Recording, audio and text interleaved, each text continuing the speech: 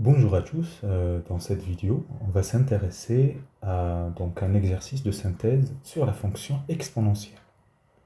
Pour des élèves de classe de première spécialité mathématiques. Donc, on vous propose donc l'étude de cette fonction f définie sur R par exponentielle de 2x plus 6 exponentielle de x moins 8x moins 4. Donc on vous donne les informations suivantes. Dans le plan reporter un repère orthogonal, on considère CF, donc la courbe représentative de la fonction f. Et puis on va avoir une droite d'équation y égale moins 8x moins 4. Alors voyez bien que cette droite d'équation y égale moins 8x moins 4, elle figure déjà sur l'expression de la fonction f. Alors, voilà, tout élève qui fait des mathématiques doit avoir cet esprit-là de remarquer des choses comme ça. Parce que souvent, des exercices de ce style-là, ils sont fabriqués de sorte à remarquer ça, parce qu'à la fin, ou au milieu, ou à un moment, on va pouvoir s'intéresser à cette équation de la droite. Alors, regardons les questions. Première question. Montrer que pour tout x dans R, f' de x égale à 2 facteurs de exponentielle x moins 1 fois exponentielle x plus 4. Deuxième question, étudier le signe de f' sur R. OK. Question 3, dresser le tableau de variation de la fonction f sur R. 4, déduire le signe de f sur R. Et puis 5, la courbe CF et la droite D ont-elles un point en commun? Justifier. Vous voyez, c'est là où va intervenir cette remarque que je viens de faire, que l'équation y égale moins 8x moins 4, elle figure déjà dans f de x. Allez, c'est parti. Donc, on va calculer la dérivée de la fonction f. Donc, je vous rappelle juste que exponentielle de 2x, la dérivée, c'est 2 exponentielle de 2x. Hein, ça, c'est vraiment à connaître. Si vous avez exponentielle ax plus b, la dérivée, c'est a exponentielle de ax plus b. Donc, on va répondre à la question. Hein, donc, f' de x, donc f, c'est une somme de fonctions. Donc, la première, c'est exponentielle de 2x, c'est 2 exponentielle de 2x. La deuxième, c'est 6 exponentielle x, donc c'est la dérivée de exponentielle de x, c'est elle-même, donc le 6 multiplié, il reste devant. Moins 8x moins 4, donc la dérivée, c'est moins 8. Voilà. Alors, eux, ils veulent la forme factorisée, donc ça, c'est équivalent à quoi? Équivalent à f' de x, égale, donc je factorise par un 2, exponentielle 2x, plus 3 exponentielle x, moins 4. Alors là, je m'arrête là et je dis, donc je prends ce qu'ils veulent, je prends, est-ce que ça, voilà, point d'interrogation, si vous voulez, est-ce que ça, c'est égal à exponentielle de x, donc 2 devant bien sûr, moins 1 fois exponentielle x moins 4, plus 4 plutôt. Alors en effet, donc vérification,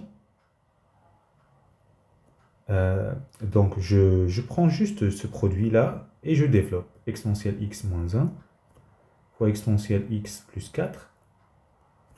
Donc ça fait exponentielle x fois exponentielle x plus 4 exponentielle x moins exponentielle x plus moins 4. Donc ça fait bien exponentielle 2x. Donc 4 exponentielle x moins exponentielle x, donc 3. Et puis moins 4. Donc c'est exactement ce que j'ai là. Vous voyez, c'est ce produit-là qui est là. Donc c'est bon. Voilà. OK. Voilà. La question 2. Donc on va s'intéresser au signe de la dérivée. Donc on a montré que quel que soit x dans R, f' de x, c'est égal à 2 facteurs de exponentielle x moins 1 fois exponentielle x plus 4. Donc c'est un produit de deux fonctions. Alors 2, c'est un nombre positif. exponentielle x plus 4, ça c'est un nombre strictement positif, et donc tout dépend de cette expression parce qu'il y a un moins. D'accord? Donc, or, regardons, exponentielle x plus 4, strictement positif pour tout, x dans R, bah, car exponentielle x, c'est un nombre strictement positif sur R. Voilà. Et donc, deuxième chose, exponentielle x moins 1 positif, équivalent, exponentielle x strictement supérieur à 1, ceci est équivalent à exponentielle x strictement supérieur à exponentielle 0, et équivalent à x strictement supérieur à 0. Donc, on a le signe de notre fonction, donc on peut donner un tableau, voilà, x, donc on a f de x, pardon, moins l'infini, 0, plus l'infini, et donc là, on a plus ici et moins ici. Alors la question 3, je vais la faire juste ici en dessous, donc je prolonge, et donc là j'ai les variations de f, donc la fonction dérivée négative, donc c'est la fonction décroissante, et là la fonction elle est croissante. Et donc là c'est l'image de 0, f de 0. Alors la question 4, on vous propose le signe de f. Alors je vais faire la question 4 juste ici à droite, tant que j'ai l'énoncé. Alors je calcule f de 0. F de 0, donc je reviens à l'énoncé, ici, voilà. Donc c'est exponentielle 0, plus 6 exponentielle de 0, moins 0, moins 4. Alors, donc, exponentielle 0, ça fait 1, plus 6, moins 4.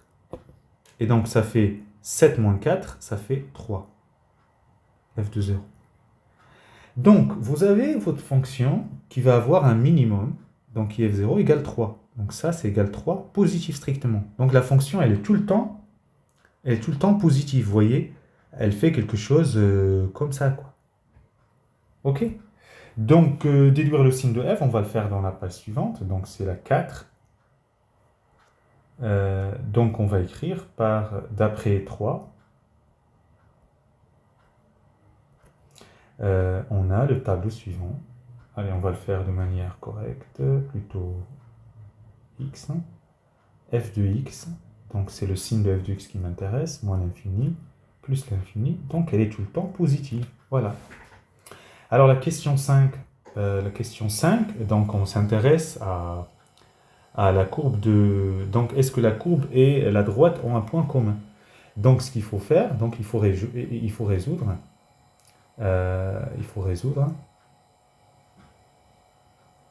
f de x égale y, ça veut dire moins 8x moins 4. Donc ça, donc ce qui est équivalent à quoi? Donc exponentielle 2x plus 6 exponentielle x moins 8x moins 4 égale moins 8x moins 4. Alors, vous voyez la remarque de tout à l'heure. Donc, je vais pouvoir m'en débarrasser de ces termes.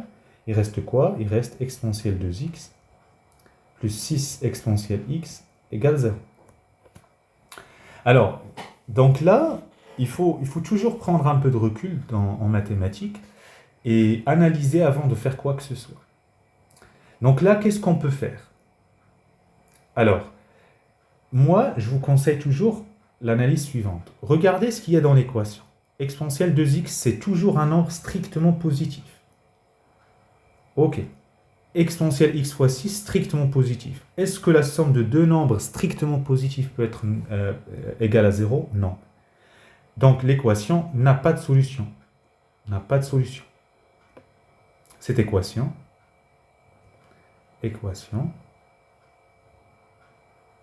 n'a pas de solution.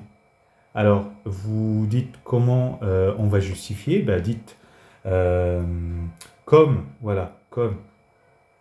exponentielle de 2x strictement positif et exponentielle x strictement positif pour tout x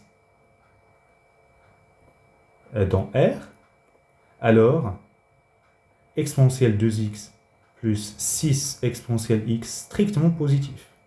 Et donc, on ne peut pas avoir ça égale 0. Et donc, pour répondre à la question, CF et D n'ont pas de point commun. Bilan. CF et D n'ont pas de point commun. En commun. Voilà donc un exercice synthèse que je trouve intéressant à bien comprendre, bien maîtriser. Allez, bon courage.